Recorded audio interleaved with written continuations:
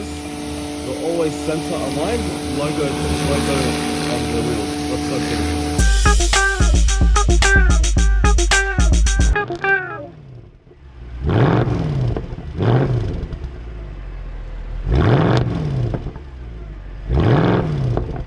What is up guys, welcome back to the Rev Report. Today we'll be looking at the 2022 BMW 220i F44 series. We'll be looking at its interior, exterior, special features, exhaust note and driving dynamics. Stay tuned. So this is pretty much the all new breadwinner of the BMW company. So it's the new car that everyone wants to buy for its badge and not for its substance at all, as you will see in the driving dynamics, as we know BMW is meant for that. So this is the sedan model. It's the F44. It's the 220 version, so it's not the 3-cylinder, it's the 4-cylinder B48 engine. You've got pretty much, this is the exterior of the car. As with all new cars, it is pretty much overstyled. So it's got these, it's got the typical angel eyes that BMWs come with the twin LED angel eyes. It's only got the one headlight unit though. This is a fake headlight unit in there. You've got these giant kidney grills as well, but they do feed through air for the intercooler, as you can see inside. And you've also got these fake vents here which don't lead to anywhere. This is the sensor for the adaptive cruise. More grilling in there for the for the intercoolers, and then you've got an intercooler in there as well. You've got these fog lights as well. These headlights are adaptive high beam and adaptive with your steering as well. Coming through the side, this is the M Sport package, by the way. So you've got 19-inch alloy wheels, you've got the M Sport body kit. That's why you have these more beefier looking front bumpers and the wider looking side skirt, along with the rear bumper as well. You've got the double exhaust 220i. Coming to the rear, you've got full LED tail lights. With this car, as you can see, it does a good job blending brand new BMW styling with classic BMW styling. So a lot of the cues, you can see it's got slightly bigger kidney grills, like probably double the size of an old E46's kidney grills. Double angel eyes, which you don't get in the new 2 Series Coupe, for example. And you've got the Hofmeister kink, which is typical of BMW. The silhouette of the car is more like a coupe design instead of a sedan, typical sedan. Only the front doors do have the keyless go entry. So you just tap the door handle and it'll open up. And the same way you tap it to lock it as well. You just tap it from the top here. So then you also tap and hold to lock it, or you can adjust the settings so that the mirrors auto fold when you lock it at the same time. We'll just look at the silhouette of the lighting as well. So yeah, pretty much I think it's definitely overstyled, but it's just a typical BMW, typical modern BMW, let's say. You've also got these nice puddle lights as well that say BMW on the side, feeding out from the driver's door handle. You've got the lights from the rear doors as well. So as you can see, frameless door windows throughout, front and rear doors. Coming to the boot, this is the boot space, which is pretty good for this size of car, to be honest. I'll put in the liters in the bottom of the video now, and you've also got some space underneath as well. So this does come with a tire inflation kit. I believe it doesn't have any spare wheel or anything.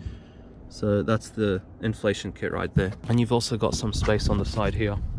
So coming to the engine bay, you've got the B48, which is the legendary, well-known now, BMW 4-cylinder 2-litre petrol engine, and it's been produced from 2016.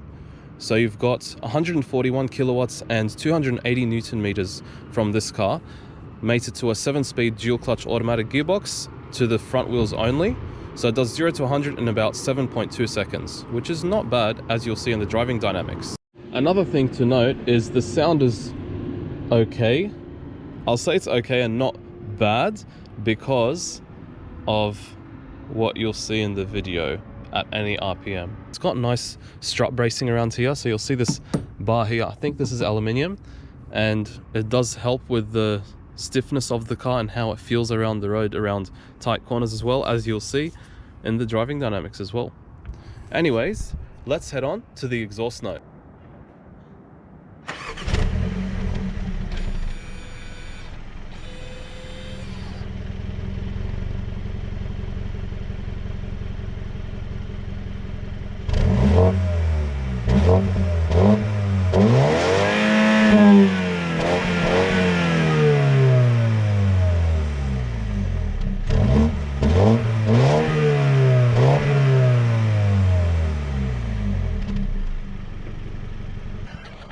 We didn't get any burbles, but I'm telling you, it sounds okay.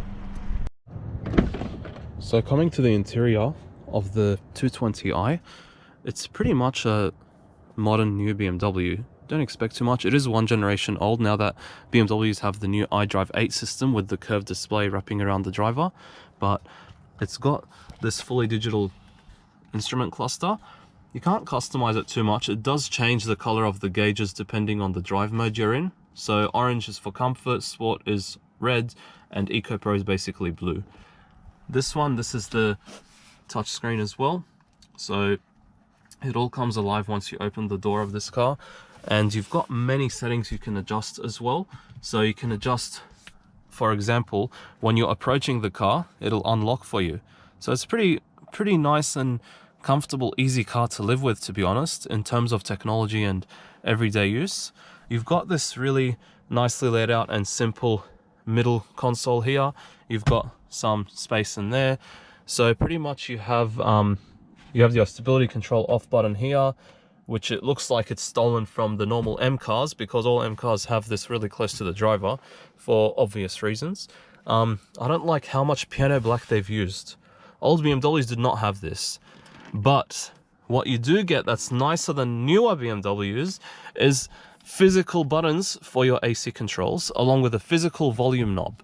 So the new BMWs still have the physical volume knob, but they do not have the physical AC controls. It's all through a bloody touchscreen. Bloody hell, mate. You've also got Apple CarPlay and Android Auto in here, which is wireless though. But the interior, it's nicely lit, eh? Like it's a really pretty much a showpiece in here with those lights on the door trims inside, and you've got the ambient lighting on the passenger side there. You've also got it in the middle as well. So let's jump in. In terms of so we'll just put this here. In terms of how strong or how solid the doors sound, not really. So check this out. So actually inside it does sound pretty good, but when you're outside it does not sound as solid. And then you've got these buttons which can be assigned to anything within the system. This button also, it turns on and off your driver assist controls, or it configures it. So this is, for example, the collision warning and the active lane assist as well. With those lights, so you can also adjust it through this screen here. So, oh yeah, as you can see now, everything's turned off. So you have the ambient lights also follow through with this ambient lighting for the middle dash, for the center console here, and you've got ambient lighting for your cup holder area as well. You've also got a USB-A charge port here, which also does feed through your media through the system here without Apple CarPlay. And inside here, you've got one USB-C charge port. At the rear, for the rear passengers, you've got 2 USB-C as well, which is a very nice touch. It does bring it to modern days. And then you've got those ambient lights at the back as well, which is very nice. You've got a really nice moonroof. Unfortunately, this panoramic sunroof or moonroof, whatever you'd like to call it, it does not open the rear glass. It only opens the front glass. But you can tilt it a little bit. It is nice. It just brings more, I guess, lighting to the rear passengers as well, and just to the rest of the interior. And BMW does market this as a Gran Coupe instead of just a sedan, so this is why you'd see it has frameless windows all throughout the doors, and you've also got this panoramic sunroof as well. And yeah, that's pretty much it in terms of the interior. We'll also jump into the rear seats as well, just so I can show you how it feels at the back. And it has the Harman Kardon sound system. So jumping into the back seat, my hair is touching the ceiling. In terms of foot space, it's pretty good, but then when you go towards the seat, towards the front seat, it does get really cramped and tight when you're wearing shoes like these. But in terms of, you know, knee space and foot space, it's pretty okay.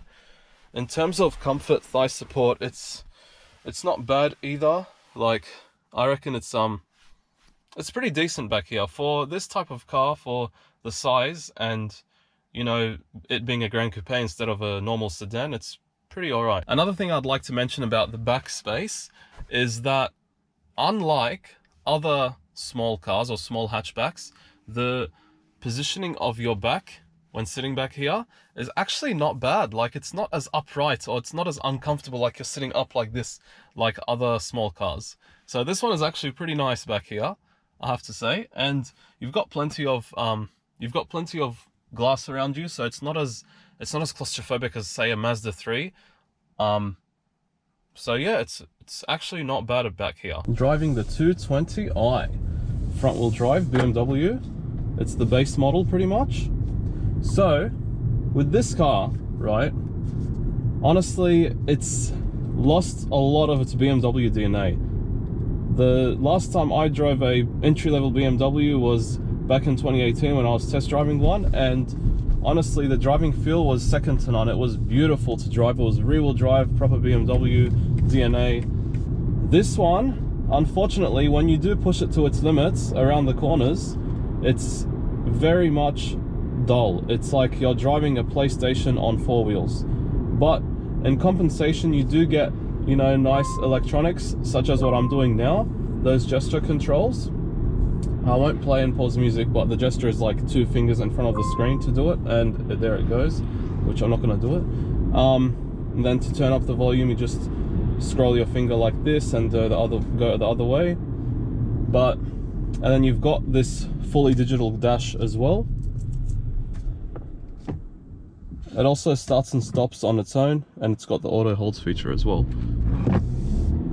You've got nice turbo spool as well. I'll get you to hear it as well. Just turn down the window a bit. So it's very entertaining when we do give it some blinks. You've got all the assists that you can imagine, including, you know, the active lane keep assist, which is when you're like getting out of your lane by accident, it just buzzes you on, it vibrates the steering wheel, and then it moves you slowly back in your lane. To be honest, it's quite annoying because it is very sensitive. It's all controlled by this center screen here, which you would have seen in the interior segment. But in terms of driving dynamics, honestly, it could be way better because it's very dulled down compared to other BMWs. To be honest, the Audi handles way better. The A3 Audi. At least you don't get fake noises in this car. In terms of driving modes, they're all in the center console buttons here. So you've got Comfort, which is what it starts up with, Eco Pro, which is very, very, very sluggish, and then you've got Comfort. It changes the dials a bit. Sport.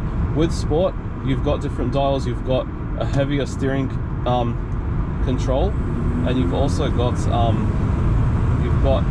just a more sensitive throttle response as well. Fun fact, this car also has an M lap timer, they call it. So we've got installed apps, M lap timer, and it pretty much allows you to time your laps, but it's not loaded up with any track maps or anything. It just says start recording, gives you a time and the distance you've traveled, and then you stop record, and that's it. So it's not really anything like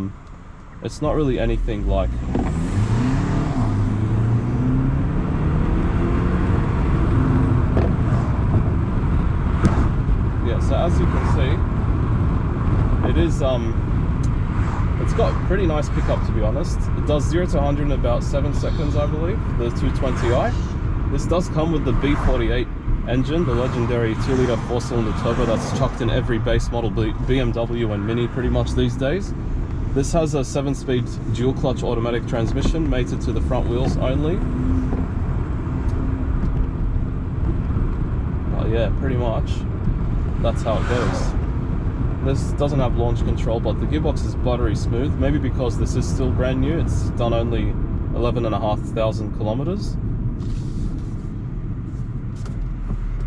We've got these nice pedal shifters as well. You can put it into manual mode by putting the gear lever to the left, and you just shift like that.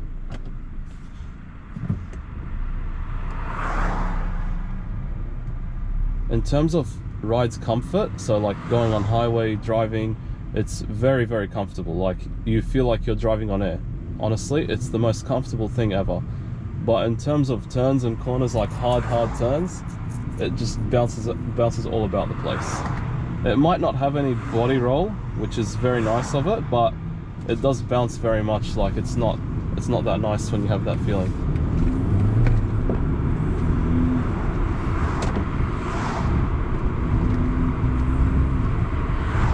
That turbo noise does, I have to say, it does make it more entertaining, to be honest.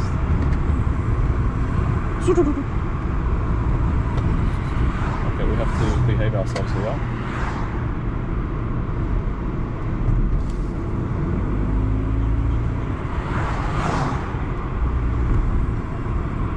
You've also got the automatic high beam as well.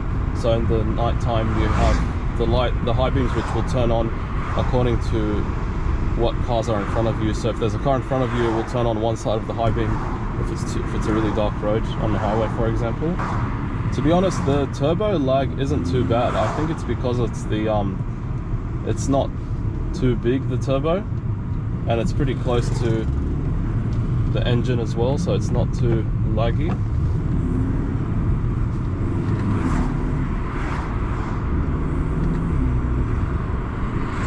As you can see, I'm really enjoying myself hearing that turbo spool. It does it at any RPM, like it does it like any time. It's so funny.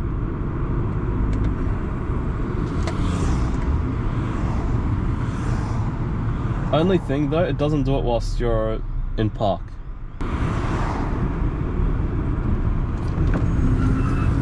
As you can see, it struggles when you're just turning really hard. Like, it has so much understeer, it's amazing. It's not the BMW that we know.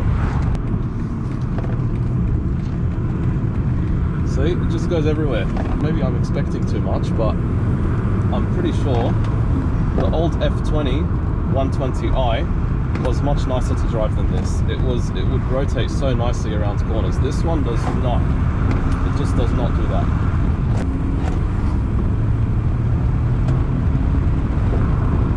And the engine is so quiet. Like,